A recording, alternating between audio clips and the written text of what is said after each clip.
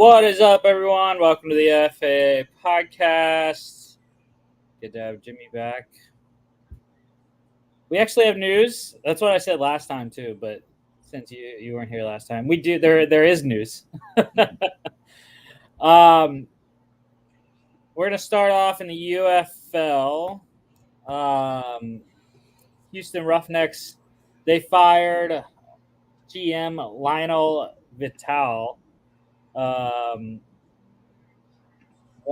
season, tough year for Houston.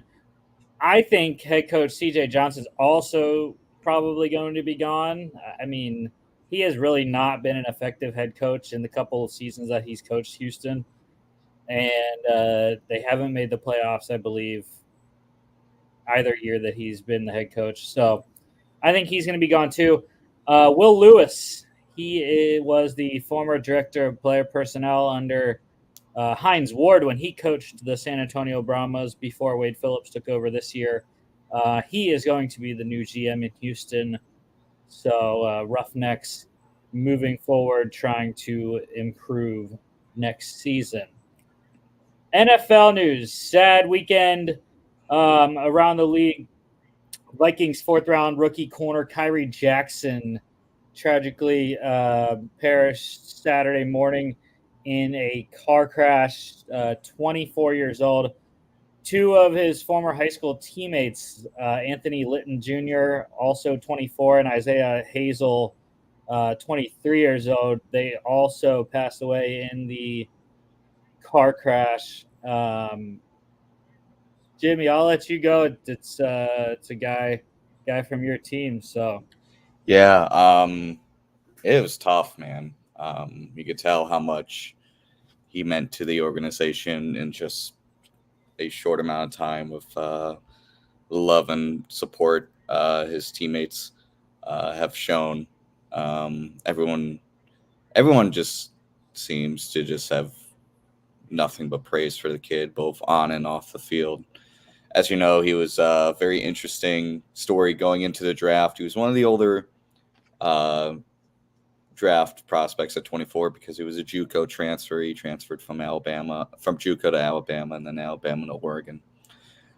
He even spent time as I remember the story. He was a grocery store employee, one employee of the month, I believe, one time. That was a fun story he loved to share after he was drafted. And he was someone everyone was excited about. His teammates raved about him. I remember, I think like a day before he passed away, Jordan Addison said, "Hey, keep an eye on this kid. He's going to break out.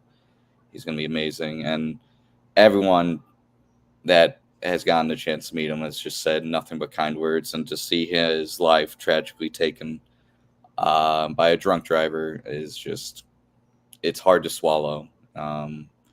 It's tough to see a kid, lose his life through something like this. Someone else making the awful decision to put his life and his friend's life at risk and choosing to just get behind the wheel under the influence. So yeah, it's, as you could tell, it's not a fun topic for the Vikings and the Viking fans. It's hard to really wrap your head around just this sudden and tragic loss to the team, and hopefully justice can be done. Hopefully the team can recover, his family can do well after this tragic loss, and I don't have much else to say. Yeah, not even just a great person, also a good player as well. I know Coach O'Connell said he was looking really good in mini camp and the off-season program before they broke for the actual little vacation time that the players do get in June and early July. But yes, tough thing. It was in North Marlboro, Maryland, over in my neck of the woods. There's absolutely no reason to drink and drive nowadays. So many options. Obviously, we have Lyft and Uber. Yeah, it's expensive depending on time of the day and how far you're going, but you know, this is more expensive. It's costing someone their life. And even if you don't do that, dude, it's not that hard to ask someone else to call you an Uber or to drive you themselves, or ask a family member, a friend, whatever. Um, but yeah, today's day and age, there's absolutely no reason to drive under the influence. And still doing investigation is the North Marlboro and the Maryland State Police. But yeah, like you said, hopefully it comes to the correct conclusion there, and the woman that did this will pay the price for that.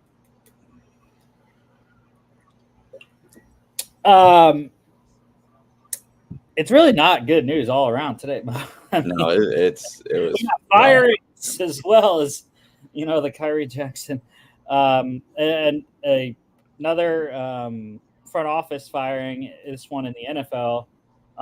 The Panthers, they have parted ways with VP of Player Personnel Adrian Wilson after just one season. Rising star in Arizona under then general manager Steve Keim was really doing great out there. They brought him in to Carolina last year, and I didn't read the full article on that, but didn't work out after just 1 year in Carolina. Dan Morgan, the new GM now in for the Panthers, deciding to let Adrian follow a different path with someone else. And suspension handed out today. It's a big one for especially we're talking to AFC North today. Steelers corner Cameron Sutton. He has been suspended by the NFL for the first 8 games of the season for violating the personal conduct policy. He can return October 29th after their Week 8 Giants game. Had the incident that occurred in March and was why he was released by Detroit. Pittsburgh picked him up, kind of knowing this was coming, or that the league was investigating. Maybe didn't think it would be that long of a suspension, but still, it's a big deal. I think Pittsburgh was going to count on Sutton for to potentially even start opposite Joey Porter. I know they traded for Dante Jackson, and we'll get more into the roster in a sec, but yeah, it's a big blow to what really wasn't a position of strength to begin with, even though they did add some pieces this offseason.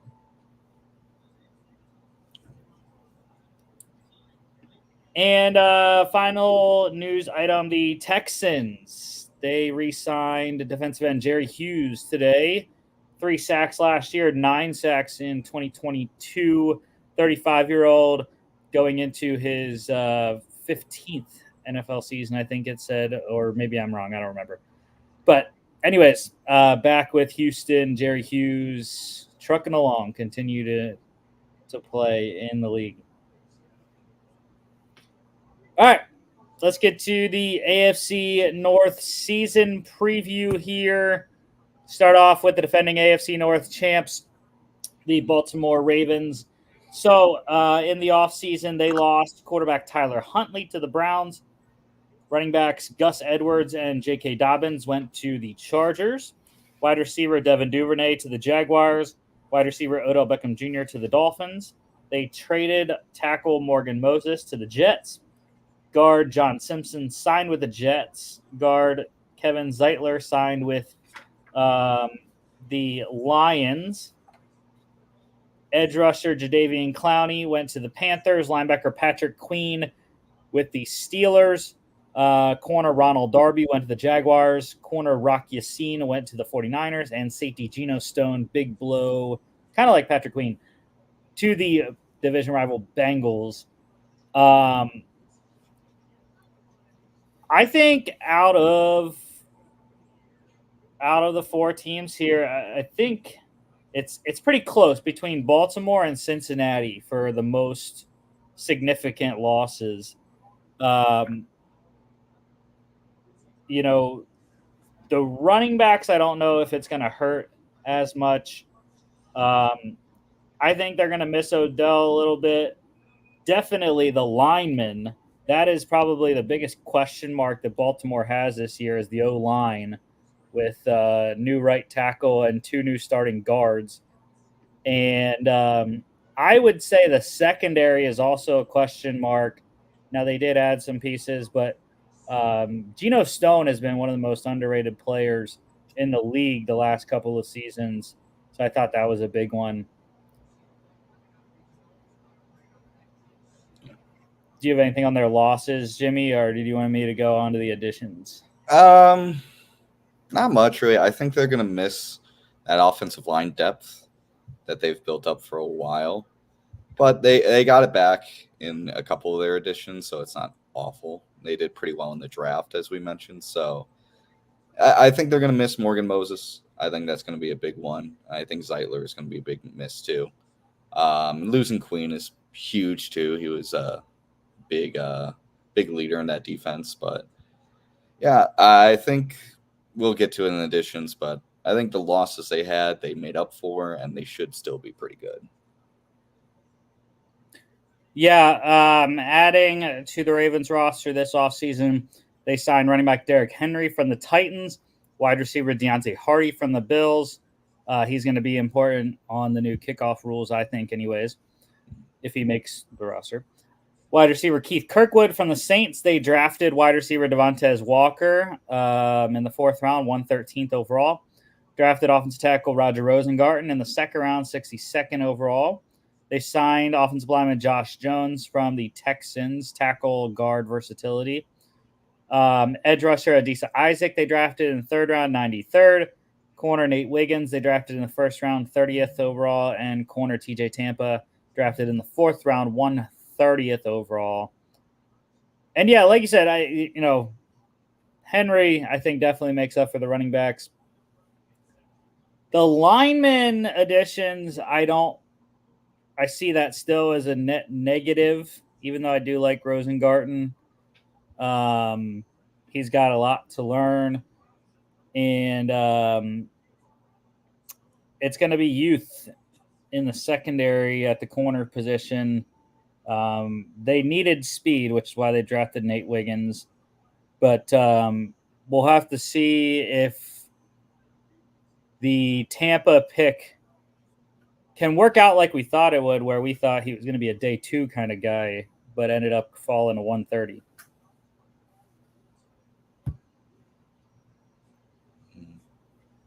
But yeah, the wide receivers, I don't know. I think if Bateman can finally be the guy that they thought he was gonna be when they drafted in the 1st round, I think they'll be okay. But there's not a lot of depth, and I don't know. We'll see. Hopefully, the Devontae Walker thing works out because I drafted him in every single league so far in Dynasty. So, all right. On to the schedule here for Baltimore. I know, Jimmy, I forgot to get records from you pre-show, but I'm going to do mine live anyways. So, Week 1 at the Chiefs. That is the Thursday night football season kickoff game there. I have that as a loss. Week 2 at home versus the Raiders. That's a win. At the Cowboys is a loss. At home against the Bills on Sunday night, I think they can win that one. At the Bengals is a loss. At home against the Commanders is a win. At the Bucks on Monday night is a win. At the Browns on week 8 is a win. At home against the Broncos is a win. At home against the Bengals on Thursday Night Football, that is a win. At the Steelers is a loss. At the Chargers on Monday Night Football, the Harbowl. Yeah, John's going to get the best of that one there. That's a win. At home against the Eagles, nope, I'm giving that a loss. Bye week 14. Very, very late bye. That's going to be a tough one there. At the Giants is a win. At home against the Steelers on Saturday, week 16, that's a win.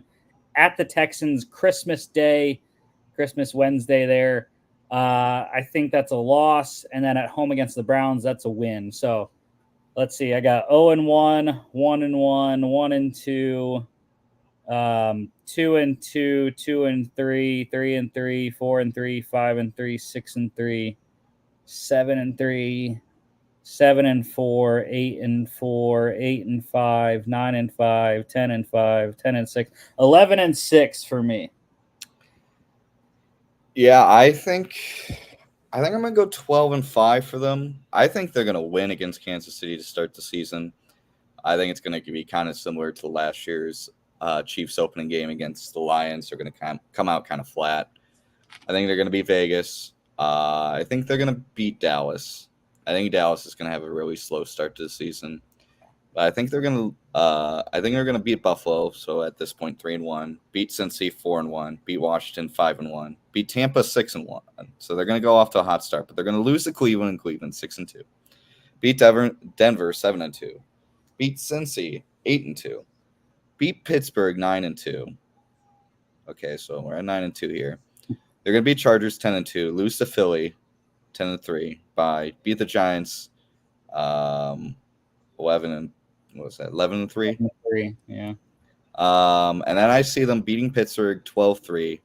But I see them losing in Houston on Christmas and then losing against Cleveland again. I think Cleveland's going to sweep them this year and go 12-5. And they're going to go 12-5. Yeah. So you have them going the same record, I think, in division. Because you have them sweeping Pittsburgh and Cincy? Yeah, I'm not sold on Pittsburgh or Cincy. I think they're both going to have a really tough season. I know Pittsburgh's the epitome of solid, basically, for a long time. But I think Baltimore just, in most ways, just will outplay Pittsburgh. And I think Cincy, I still have a lot. We'll get to Cincy in a minute, and I can talk about my questions about Cincinnati. I have a lot of questions about them going into this year. I think they may take a massive step back, and it's going to shock a lot of people. A lot of questions are going to be asked. Yeah, so 4-2 division record for both of us. I have them splitting with Cincy and Pittsburgh, sweeping Cleveland. We'll see. We'll see if that is if those records are good enough to win the division. Mm-hmm. Let's go on to second place from last year, the Cleveland Browns, 11-6. Last season, I forgot to say the Ravens went 13-4, number 2 seed, and the Browns 5th seed, top wild card spot last season. They didn't lose a lot. No, it's not. They lost quarterback Joe Flacco to the Colts, center Nick Harris to the Seahawks, linebacker Sione Takitaki to the Patriots, and linebacker Anthony Walker Jr. to the Dolphins. Telling you they're going to miss Joe Flacco. Who isn't? Yeah, I think that was a major misstep by Cleveland to not re-sign him. All right, on to the additions. They signed quarterback Jameis Winston from the Saints. Got quarterback Tyler Huntley from the Ravens. Running back Nyheim Hines from the Bills. Running back Deontay Foreman from the Bears. Wide receiver Jerry Jeudy, they traded for him from the Broncos. They drafted wide receiver Jamari Thrash in the 5th round, 156th overall. They signed offensive lineman Hakeem Adeniji from your Vikings. Guard tackle versatility there. They signed center Brian Allen from the Rams. Defensive tackle Quentin Jefferson from the Jets. Linebacker Jordan Hicks from your Vikings. Linebacker Devin Bush from the Seahawks. They drafted linebacker Nathaniel Watson, 6th round, 206th overall. Drafted corner Miles Harden, 7th round, 227th overall. And they signed the prodigal son back to Cleveland. Kicker Cade York from the Giants. Kicker battle there with my guy Dustin Hopkins, who had a marvelous season for me last year in fantasy. All right. Your fiance's team. So what do you got for the additions here? For the additions, I mean, they got a full quarterback room of quarterbacks that play very similarly. I think that's why they let Flacco go. It's just maybe a style thing. I mean, Deshaun Watson, you're really hoping he finds form and gets through these injuries. But Jameis Winston and Tyler Huntley, they've had plenty of experience. You know, Winston has a lot of positive flashes last year with New Orleans, so feel good with him as a backup. And with Hines and Foreman, you have a solid running back depth chart until Chubb comes back, which could be as early as week 1. We're hearing a lot of positive news there. I like the trade for Judy. I didn't like the contract for Judy. But if you can get him to find form, kind of where he was expected to be when he was drafted, he's a very solid target. We already talked about the draft pick, so I don't have to go into too much detail.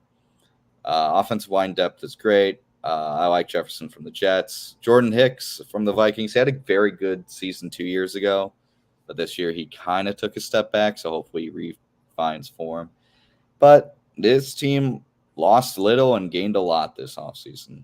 I'm in agreement with you. Losing Joe Flacco as a backup was probably a bad move. I think he offered a lot of stability, and they played really well when he was quarterbacking this offense, and I thought it would have been the smart thing to bring him back, but Winston and Huntley are bad backups, and they really, fleshed out this roster, and there's a lot to be excited about with these additions.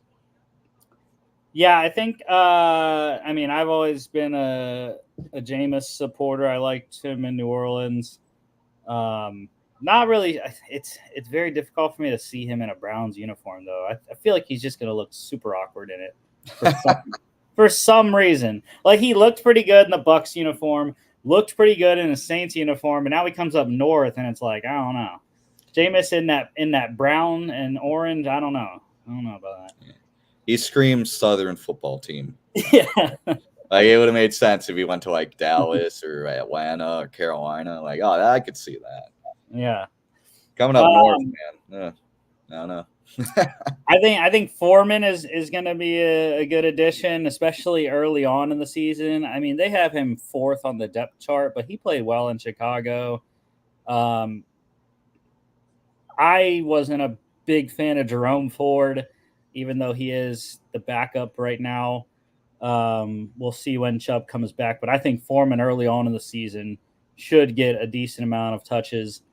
The Browns have struggled consistently to draft and develop wide receivers. That's why their top 3 targets are all trade acquisitions. Yeah. Amari Cooper, Elijah Moore, and Jerry Jeudy.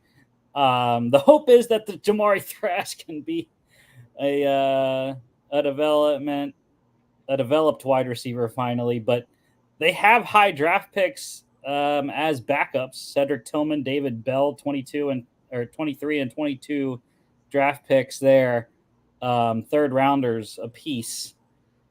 Have not gotten the most out of those 2 yet. I'm surprised that Brian Allen is not the starting center. They have Ethan Pochik as the starting center right now. So that's interesting. The linebackers I'm not sold on. I like Jordan Hicks, but like you said, on the older side now, we'll see if he can get back to top form. Devin Bush, in my mind, is washed. He has not been the same since he tore his ACL in Pittsburgh a couple years ago. Wasn't that great with Seattle. So I'm not really high on him that he's going to be able to, one, even finish the whole season, and two, play at a high level.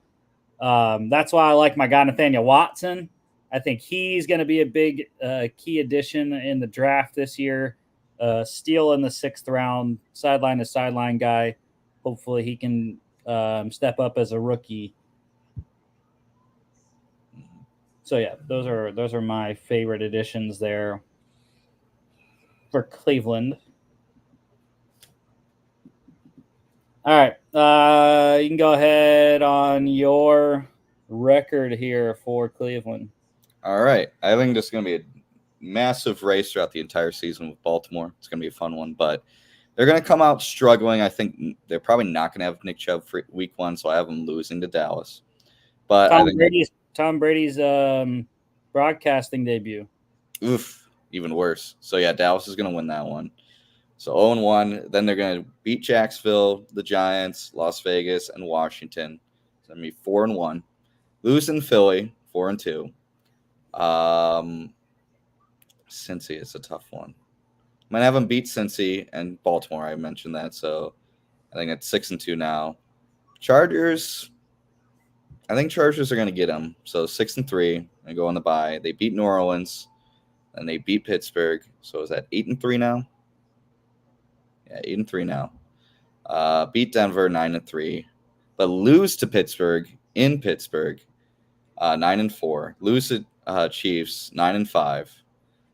Beat Cincy 10-5. Lose to Miami 10-6, and then beat Baltimore but fall short of the division and go 11-6. So, what did you have for Cleveland's division? You had them sweeping right? Yes, sweeping the Ravens, splitting Pittsburgh. Yeah, and I think I had them sweeping Cincy. Yeah, I had them sweeping Cincy. I think they go 5-1 in division. That means they'd win the division. Well, no, I had Baltimore going 12-5. Oh yeah, my bad. Yeah. Okay, yeah. Okay. And I think the reason they beat Baltimore in the last week is because Baltimore is going to rest players because they had the division locked up. Yeah. Okay, for me, I am not as high on Cleveland. Deshaun Watson has not worked. Hasn't played a full year with Cleveland.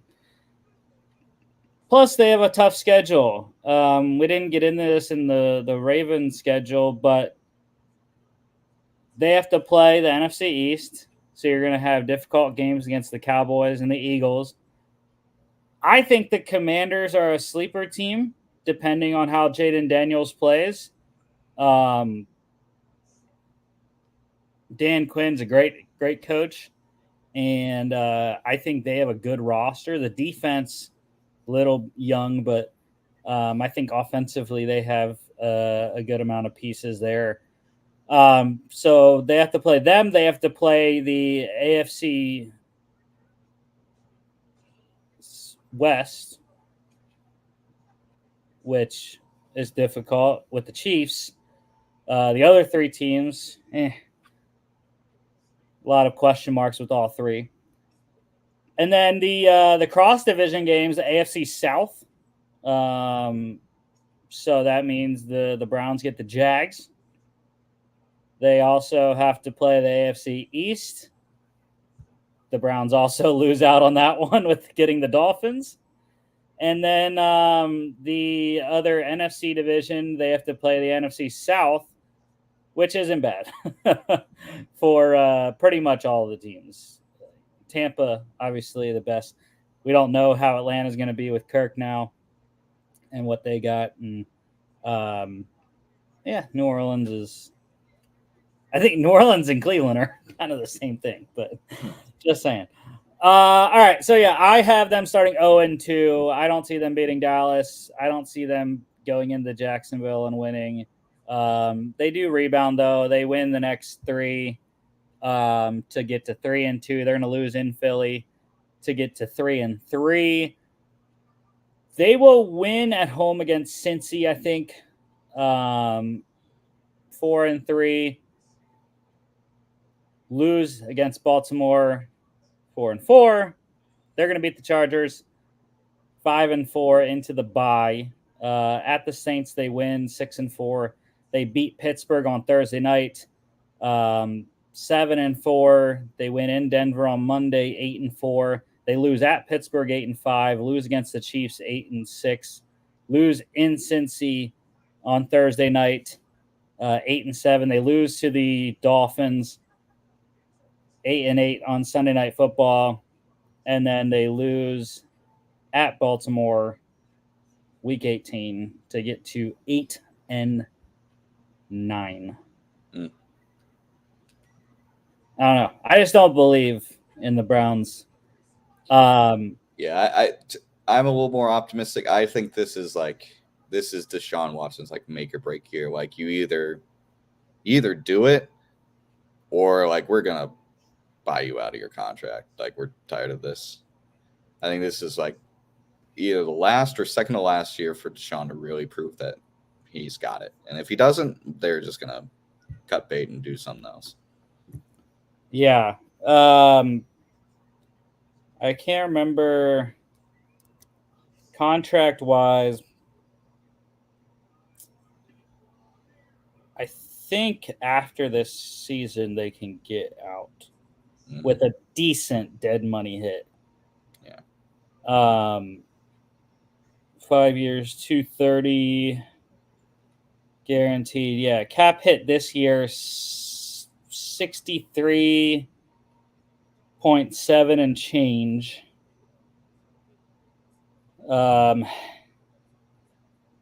Let's see what the dead cap is next year. Oh, yeah, no, they can't get out. They're not going to be able to get out. They can't get out until after the 2026 season. Oof. There's just absolutely no way. If they do, it'll be the biggest dead cap hit in NFL history. Because the dead cap hit next year is $136,938,000. And then the dead cap hit in 2026 is $72,961,000. So it does not get much better. They have to see this whole contract out because 2027 is a void year. So there's no out for Cleveland. The only way would be to take the 72 million cap hit, almost 73 in 2026. If they can find someone to trade for him, he would take the vet minimum with that team, just like Russell Wilson is doing in Pittsburgh. But yeah, there's no chance that they can get out of this contract. Yeah, that's gonna be tough. So he's locked in for 3 more years. Way to go, Cleveland. I mean, but you're right, though. You're right. If it's not this season, like, are you going to sit the guy on the bench that's making $63 million? No, you're not. Like, you're going to play him because you don't have a choice. But yeah, I have 2-4 in division, splitting Pittsburgh and Cincinnati, and getting swept by Baltimore. I think the Browns got lucky last year that Joe Flacco came in and saved them.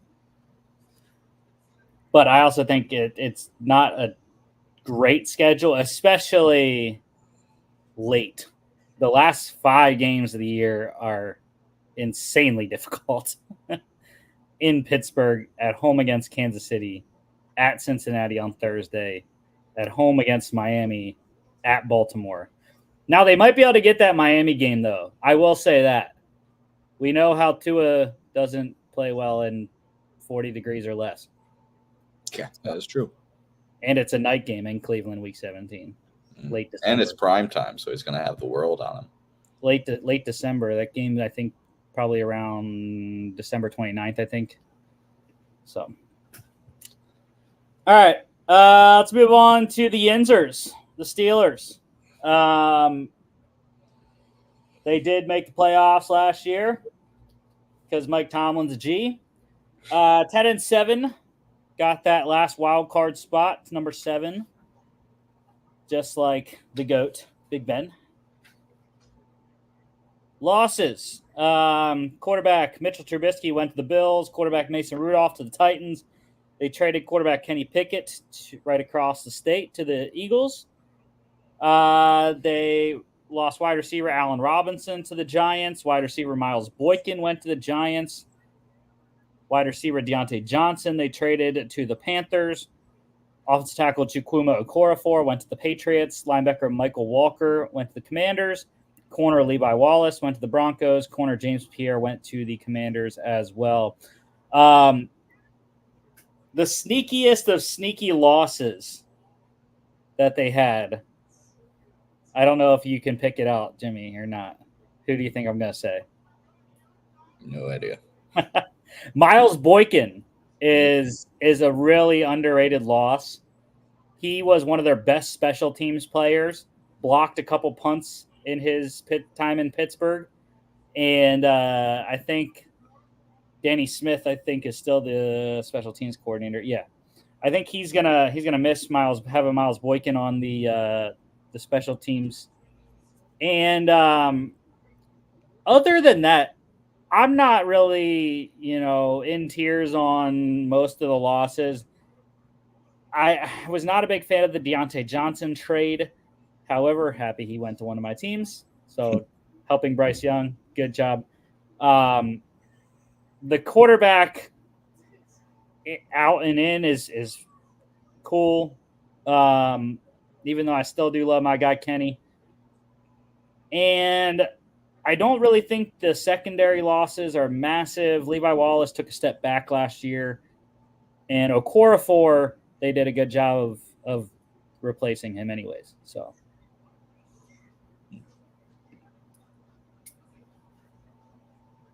All right, on to the additions. And there are a ton. Pittsburgh had a lot of overhaul on the roster this offseason. Like I said, especially at the quarterback position, they traded for quarterback Justin Fields from the Bears. They signed quarterback Kyle Allen from the Bills. Signed quarterback Russell Wilson from the Broncos. Running back Cordero Patterson comes over from the Falcons, as does wide receiver Van Jefferson and wide receiver Scotty Miller. Wide receiver Quez Watkins they got from the Eagles.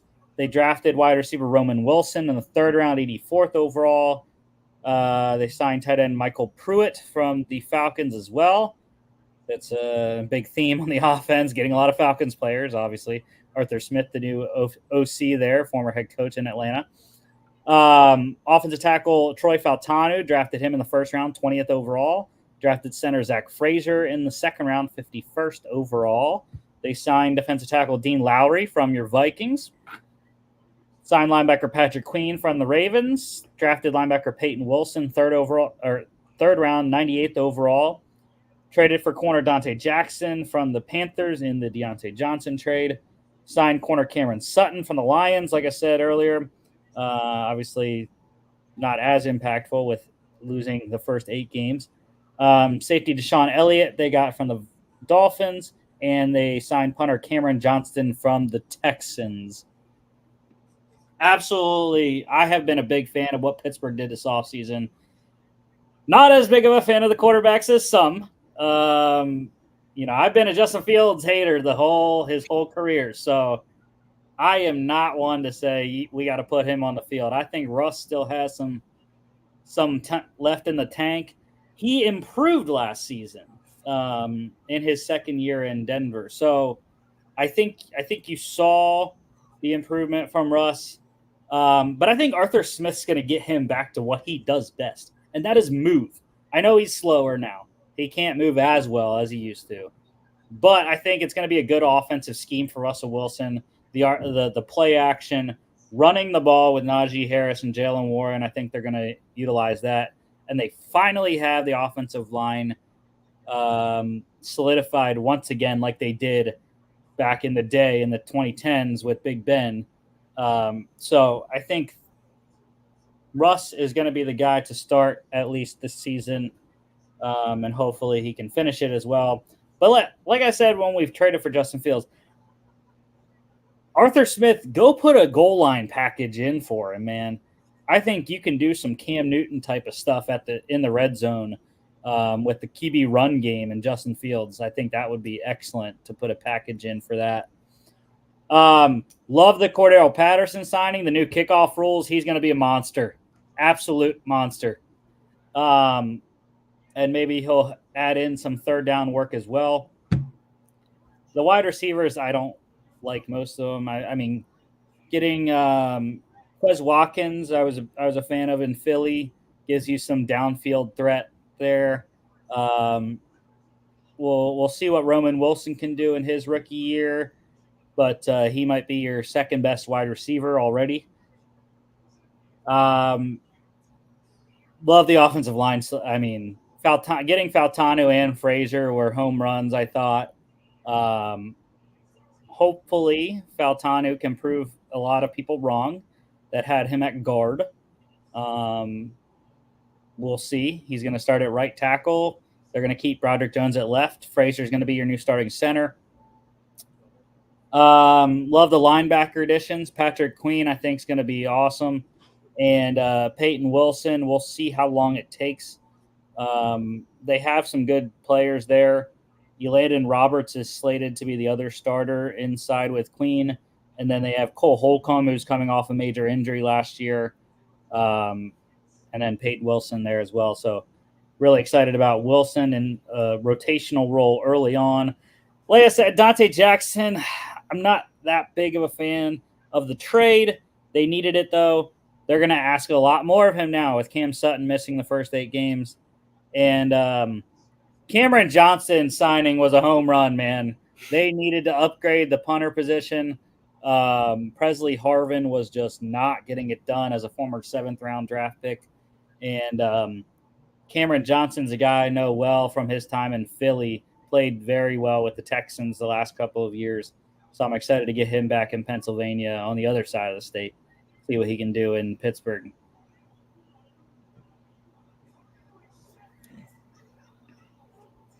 Any thoughts for you, Jimmy, on the losses or gains for the Steelers? I think when it comes to the quarterback position, I'm in your camp. It's going to be Russ. I think it's going to be Russ all season. We've already seen reports out with Justin Fields. He just can't read a defense. He just can't. He freaks out. He hasn't done well. He hasn't improved in Steeler camp like everyone thought he was. So it's going to be Russ. And if you get good Russ, you're going to have a pretty okay offense. But if you get bad Russ, you're going to tax that defense. The wide receivers they got were okay. Just no one that's going to be like the number 2 guy with Pickens. I think they should have prioritized getting a clear number 2 wide receiver. What I see is a lot of guys that can fight for the number 3 spot. They're hoping it's Wilson. They're hoping it's Wilson. They're going to hope it's Wilson, but I would not count on a rookie coming in, a 3rd-round rookie coming in and being your number 2 guy right away. I mean, Pickens did well in his rookie year, so maybe then, but I wouldn't rely on it. I like what they did in the draft a lot. As we mentioned, Wilson, I love Faltano, I love Frazier. I think that offensive line is going to be one of the best in the league for a while. I like Dean Lowry. He's going to be a very good rotational piece. Patrick Queen is great. Peyton Wilson's going to be great. Dante Jackson is okay. If only Sutton didn't get in a lot of trouble. But I think those 2 are going to be pretty solid contributors. And like you said with Johnson, very good signing. My only issue is with an addition you didn't have, which is Arthur Smith. I hate Arthur Smith. I think Arthur Smith is the worst offensive coordinator in the NFL, offensive guy in the NFL. He can't run an offense. He doesn't know how to utilize weapons. I mean, it was awful in Atlanta, and I think it's going to be awful in Pittsburgh. It's one of the reasons why I can't put this team as a team I can be excited for. He's not a good head coach. He was a good offensive coordinator, though. Yeah, but he called the offense in Tennessee, when he was OC in Tennessee, man, they had the running game going with Derrick Henry, the play action passing with Ryan Tannehill, and they had probably just as bad of a wide receiver depth chart in his time in Tennessee as the offensive coordinator as they do in Pittsburgh. So I think they have the pieces to replicate what they did in Tennessee, but they have a better offensive line. Probably have, the backs are a lesser quality, and Derrick Henry has been dominant. But I still think Najee Harris is Derrick Henry light, both going to Alabama for one, but also because he's a pounder, kind of like Henry can be. And then you have the speed with Jalen Warren as well. I think his being an offensive coordinator is going to work well, and I think they have the pieces to run his system well. Yeah, I don't know. I still disagree. Arthur Smith did come out multiple times to say he did call the offense in Atlanta. He didn't really delegate that responsibility a lot. But if he can get back to Tennessee form, maybe. But I think he doesn't call an good offensive game. And we all know Tomlin's a defensive coach, so he's not going to take over play calling duties a lot for the most part on the offense. So I think that's going to be a rough thing for Pittsburgh to deal with if they're getting Atlanta play calling Arthur Smith. Well, I also think the Steelers got back to Steeler football with their offseason moves. Getting Arthur Smith, getting the offensive lineman in the draft, getting the defensive additions that they did. They're going to run the ball with this, what we think is going to be one of the best offensive lines. They're going to run the ball, pound you, use the play action, which Russ absolutely loves. That's another thing. That's what Russ does well. When he was in Seattle, when they won the Super Bowl, going to a second, what did they have? Great running game with Marshawn Lynch, utilized the play action, and they, once again, another team, didn't have elite receiver play. They had a bunch of guys who we didn't know until they made great plays, and they were like, oh, man, these guys are great. Tyler Lockett, that's when he came out, was when Russ was coming up through, and Curse and the other Lockett, the kind of the he who shall not be named Lockett, Ricardo Lockett, the guy that Russ threw to on the Super Bowl pass. But yeah, I think that's another layer to this that it should work in theory, anyways. Mm-hmm.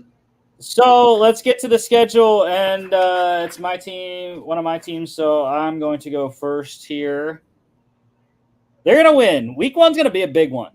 It's going to be a big deal. Obviously, Arthur Smith returning to Atlanta. And I just don't think Kirk is going to be, Vikings Kirk week 1. I just don't think he's going to be there. So I have them going into Atlanta winning week 1. Week 2 is a trap game, I think. In Denver, early season. Is it going to be Jarrett Stidham? I don't think so. I think it's going to be Bo Nix. But I do think they can win that one. It's going to be a defensive game. I think they can squeak that one out. So 2-0. Unfortunately, the Chargers, I think, are going to beat them in week 3 at home, their home opener. It's tough start to the year, starting 3 out of the first 4 on the road.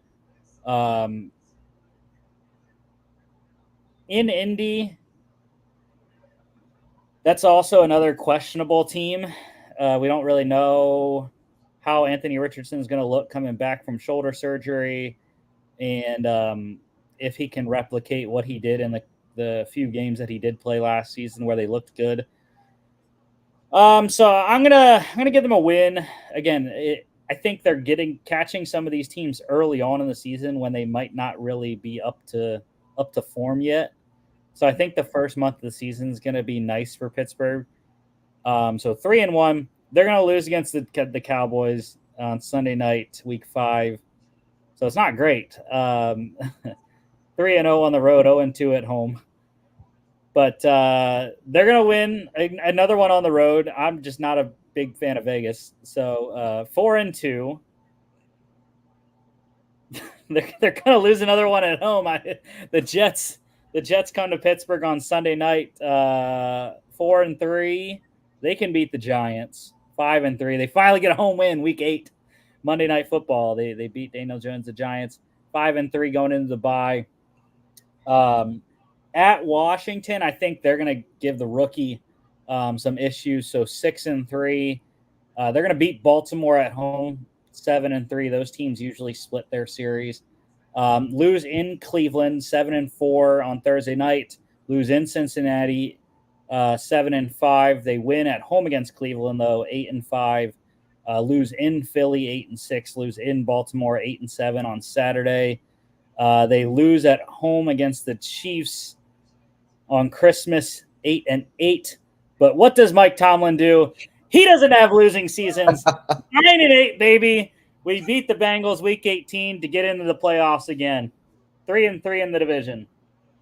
All right, I kind of respect it. I have a feeling mine might be very similar, maybe within a game or two. Let's see. Week 1 at Atlanta. This is where I'm going to differ from you. I think Atlanta is going to come out pretty strong, pretty motivated at home. I think we're going to take that win. But I think Steelers are going to respond by winning in Denver and then winning against LA. But I like Indianapolis a lot. I think Indianapolis is going to be kind of like this year's Houston Texans, kind of that team that comes out of nowhere, wins their division, does really well. They're going to lose in Indy 2-2, lose to Dallas 2-3, beat Vegas 3-3. Oh man, Jets are tough for me, but I think they're going to frustrate Rodgers, and they're going to take the Jets and the Giants, go 5-3 into the bye, beat Washington, and then beat Baltimore 7-3, and they're going to look good. I think people are going to get excited, but I think they're going to have a pretty rough end of the season. Lose to Cleveland, and then lose to Cincy. So they're 7-5. Beat Cleveland 8-5. Lose to Philly. Lose to Baltimore. Lose to Kansas City, 8-8. Do I want them also going 9-8? You have to. You know what? It's my Tomlin. I can't. They are going to go 9-8. So same record. I think they're going to lose to a couple different teams. I think they're going to have a really hot stretch between Week 6 and Week 10. But I think they're going to get real cold in the end. That end of the season is rough. Playing Baltimore twice. Playing Cleveland twice, playing Philly and Kansas City, and Cincy, it's a divisional game, so I think Cincy's not going to be great, but it's still divisional. So from Week 11 to the end of the season, that's going to be a tough stretch for them. So divisionally, what did you have there? I had them. I think if I remember correct, I had them splitting with Baltimore. Splitting with Cleveland. I think they had 3-3. I think they split with every single team. Yeah, that's what I had too. Yeah, I think it's going to be a home away split perfectly. I think they're going to play really well in Pittsburgh. I think they're going to struggle in Cincy, in Cleveland, and in Baltimore. Yeah, for sure. So exact same records on Pittsburgh there. All right, let's go to Cincinnati, last team here, the team that finished 9-8 last year but missed the playoffs.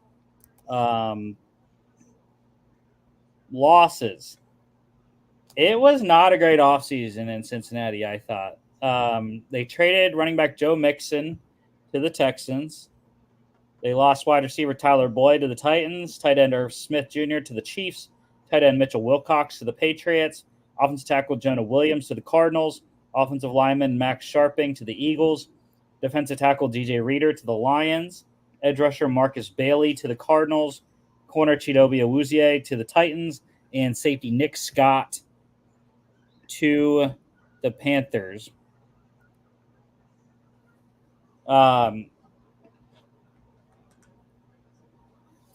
Yeah, and I mean, again, I thought the losses were pretty big. Mixon, obviously, they did fill that, sort of. I don't think it's going to be the 1-for-1. Not sure. I think they're going to miss Tyler Boyd, consummate slot pro, always there when Joey B needs him. They continue to just year after year rotate tight ends. Like every year they're losing, they're kicking one out and bringing one in. So I don't know. Jonah Williams not going to hurt with what they added. DJ Reader, big loss. Massive presence in the middle of that defense there. I think they're going to miss the Tito Awuzie as well. So yeah. Yeah, this is the cost of doing business with a franchise quarterback. You sign Joe Burrow to that big contract, you start to be unable to re-sign the guys that got him there. I mean, losing Mixon, Boyd, Smith and Wilcox, and Williams, that's a lot of guys on the offensive side of the ball. And DJ Reader, probably, if not your best defensive lineman, probably the most efficient. That's rough. It's going to be tough sledding for the Bengals this year. And I'll get into it later about Burrow, but the Bengals might be in a situation probably maybe even tougher than Cleveland when it comes to the QB spot, and I have my reasons. All right, additions for Cincy. They signed running back Zach Moss from the Colts, drafted wide receiver Jermaine Burton in the 3rd round, 80th overall, drafted 2 tight ends, Eric All in the 4th round, 115th, Tanner McLaughlin, 6th round, 194th, signed offensive tackle Trent Brown from the Patriots, offensive tackle Marius Mims they drafted in the 1st round, 18th overall, signed defensive tackle Sheldon Rankins from the Texans, drafted defensive tackle Chris Jenkins in the 2nd round, 49th, drafted corner Josh Newton in the 5th round, 149th, and then signed safety Geno Stone from the Ravens and safety Von Bell from the Panthers. Again, I don't like the Mixon for Moss trade-off. Mixon, such a better player. I know Moss is younger a little bit, and he had a good season last year in Indy, but I think Mixon does a lot more than Zach Moss can do, just power-wise inside, running the ball. But I also think receiving the ball, Mixon was really good. And I think pass protection. Now, I haven't really watched Moss pass protect, but I know Joe Mixon was a really good pass protector. I think Jermaine Burton can eventually be their Tyler Boyd, but it's going to take a little bit. He has some route running issues that he has to work out. I think Tanner McLaughlin's going to be better than Eric All. I've said that already when we talked about the draft. But just not this year. There's too many bodies in front of these guys. We'll see if both even make the roster. I'm not sure. Trent Brown was a great signing. They have struggled to find their tackles, and Orlando Brown obviously locking the left side, hoping Trent Brown can be the right tackle. But that's also why they drafted Amarius Mims in case Trent Brown gets injured, or Orlando Brown, whichever one. Rankins was a decent kind of hedge on the DJ Reader loss. And I think they upgraded at safety, though. Getting Geno Stone, I thought, was excellent. Von Bell didn't have a great season in Carolina last year, but has been with the Bengals before. So he kind of knows how it goes in Cincy.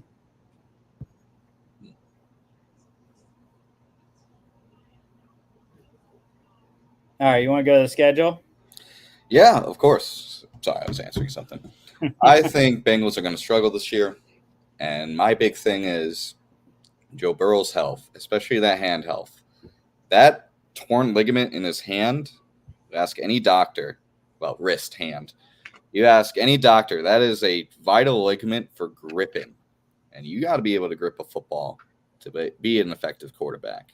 So coming off significant knee injuries and a significant hand injury on your throwing hand, that's rough. And I think with Burrow losing a lot of help on the offensive side and questions about his health, we're going to see a tough season. But I'll get started.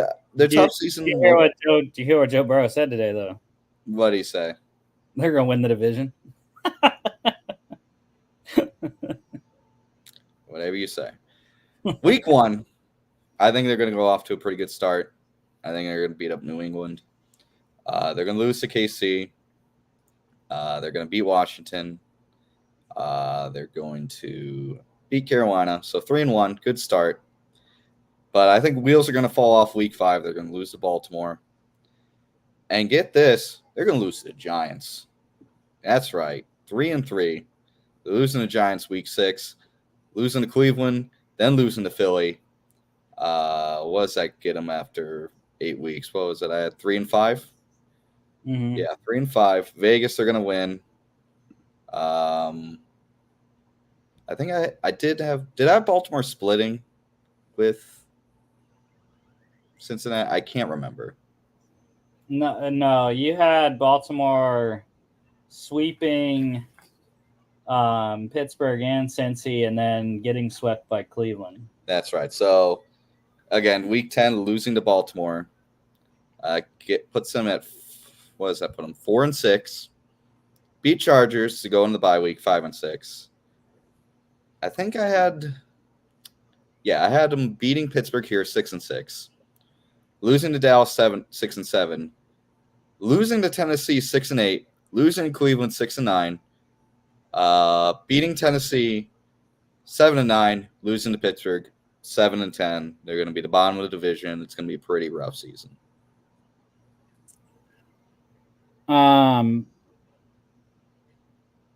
Okay, so 7-10, and I believe that's 1-5 in division. I think. Yeah, they're going to get pushed around in this division. Splitting Pittsburgh's, getting swept by Baltimore and Cleveland. Yeah, I don't have them that low. No. I think this division has a decent chance, just like it did last year, to put all 4 teams in,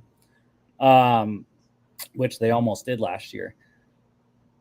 I think week 1 they win at home against the Patriots. They lose in Kansas City to go 1-1. They win on Monday night against the Commanders, 2-1. They win in Carolina, 3-1. They win at home against the Ravens. Yeah, because I had the Ravens splitting with Cincy and Pittsburgh and sweeping Cleveland. So, yeah, they win that one to go to 4-1. They beat the Giants on Sunday night in East Rutherford, 5-1.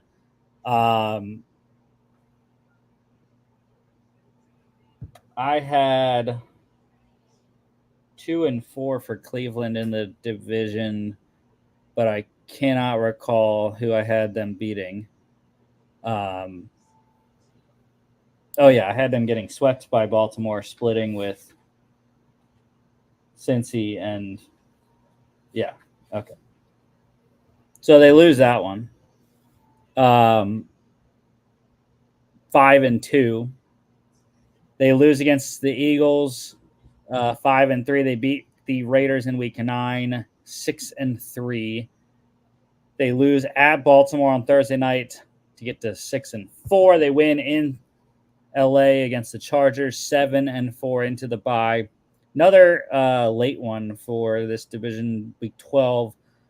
They win at home against the Steelers, 8-4. They lose in Dallas Monday night, 8-5. They win in Tennessee, 9-5.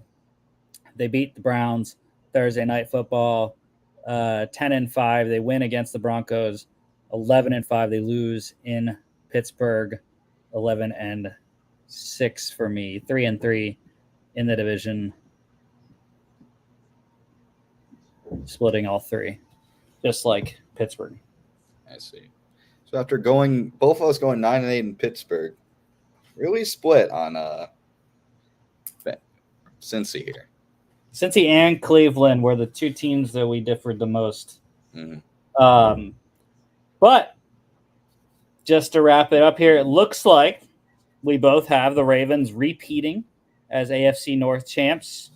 Mm-hmm. Me at 11-6, 4-2 in the division. You at 12-5, 4-2 in the division. Second place is where we split. I have the Bengals finishing in second, 11-6, 3-3 in division. You have the Browns going 11-6, 5-1. Pittsburgh is third for both of us.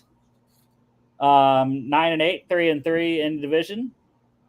And then you have the Bengals finishing fourth, 7-10, 1-5. I have the Browns at 8-9, 2-4. So record-wise on all four teams, pretty similar. We don't have anyone destroying the world, and we have no one like going tank mode. Yeah, I think it's just how this division goes. It cannibalizes itself. It's one of the hardest divisions, I think, to play in the league because usually everyone is, at worst, average. Yeah. So just like we saw last year, the Bengals, even without Burrow, got to 9-8, almost made it into the playoffs. So I think with Burrow, they improve by 2 wins and they make the playoffs. So yeah. I'm still hesitant on Burrow. I think that wrist injury is going to be huge. I think it's going to be massive. And I think how much they've lost on the offensive side in terms of depth. And they did okay with replacing it, but it's just not even close, in my opinion. Yeah. All righty. Oh yeah, I forgot. I was gonna say you mentioned the Jets the one time. You did have them going 8-9. Mm-hmm. I had 11-6. That was one of the bigger splits. Yeah, I don't know how to pick the Jets. I was high on the Jets last year, and I think I had them taking that last wild card spot, but then Aaron Rodgers got hurt. So I just don't know how to pick the Jets. The AFC East is wide open. I think the Bills got a lot. Bills emptied house a lot. Miami has a ton of question marks, and Patriots are the Patriots. Yeah, in case you wanted a full rundown, Jimmy, of how that ended up. So we had the Bills pretty similar. I had 8-9. You had 9-8. Yeah. The Dolphins, I went 12-5. You had 11-6. Mm-hmm. Mentioned the Jets records, and then we were pretty close on the Patriots. I had them going 3-14. You had 5-12. So pretty similar. Ended up there, except kind of like the AFC North. We had the Dolphins winning. I had the Jets in second. You had the Bills in second at 9-8. You had the Jets in third. I had the Bills in third, and we both had the Patriots fourth. Anyways, that is so for today. I don't think my phone was buzzing, but no NFL news anyways. Yeah, I've kept up with Twitter. Nothing that's been going on so far. From what the only thing I can see is that the Vikings may be bringing back Cam Akers, pending a physical. But we'll see. I already cut him, so that's fine. But make sure to stay tuned. Friday, hopefully, we're getting the AFC South done on Friday. We'll be back next Monday talking AFC West. We'll see if my guy Ben Ratty can come on Friday for his Jags, talk about his Jags, but if he can get his computer figured out, unlike last time. But yeah, don't forget to follow us on all our social media at FAA Podcast and Instagram at xfaapodcast.com is our website. You can check us out here on YouTube, Facebook, X, and Instagram, as well as Spotify, Apple Podcasts, iHeartRadio, when we will see y'all back for Football Friday.